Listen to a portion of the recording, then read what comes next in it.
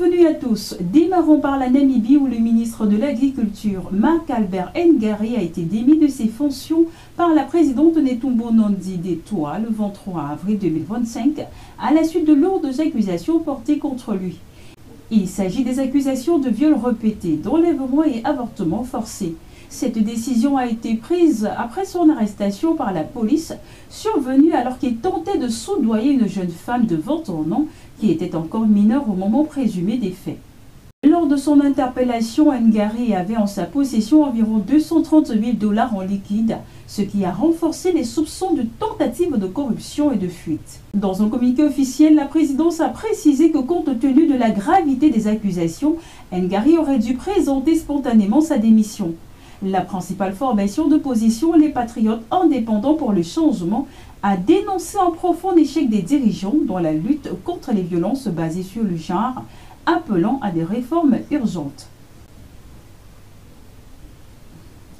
Selon plusieurs médias namibiens, d'autres victimes potentielles se sont manifestées depuis l'arrestation du ministre déchu, laissant présager l'ampleur d'un scandale aux ramifications plus larges en Namibie où l'avortement est strictement interdit, sauf en cas de viol, de malformation grave du fœtus ou de danger pour la vie de la mère. La demande de libération sous caution de Marc Albert Ngari a été rejetée par la justice, le tribunal évoquant un risque élevé de fuite et d'entrave à l'enquête. Cette affaire éclate à un moment particulier de l'histoire du pays, 2 mois seulement après l'investiture de Netumbo Nandi-Ndaitwah, première femme à accéder à la présidence en Namibie, dans un contexte marqué par une recrudescence des violences sexuelles. Plus de 1300 cas de viol ayant été officiellement recensés en 2022. Le président de la République de Guinée, Umaro Sissoco Embalo, est arrivé mardi 29 avril 2025 à Kinshasa pour une visite de travail de 48 heures en RDC. Ceci après l'étape de Kigali où il a été reçu par le président Paul Kagame. Accueilli à l'aéroport international de Dili par la première ministre Judith Suminwa, le président de la République de Guinée-Bissau, Umaro Sissoco Embalo, s'est directement rendu au palais de la Nation où son homologue Félix Antoine Tshisekedi l'attendait sur le perron. Les deux chefs d'État ont eu un long entretien en tête-à-tête en présence de leurs délégations respectives.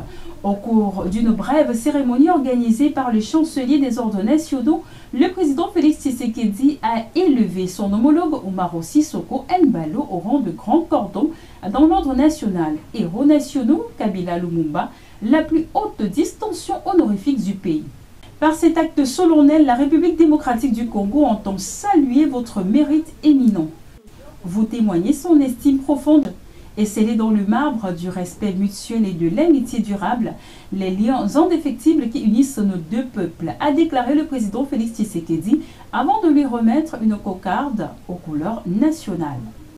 De son côté, Umaro Sissoco Embalo a fait part de son immense joie pour cette distinction qui, a-t-il affirmé, traduit l'excellence des relations d'amitié entre la Guinée-Bissau et la RDC.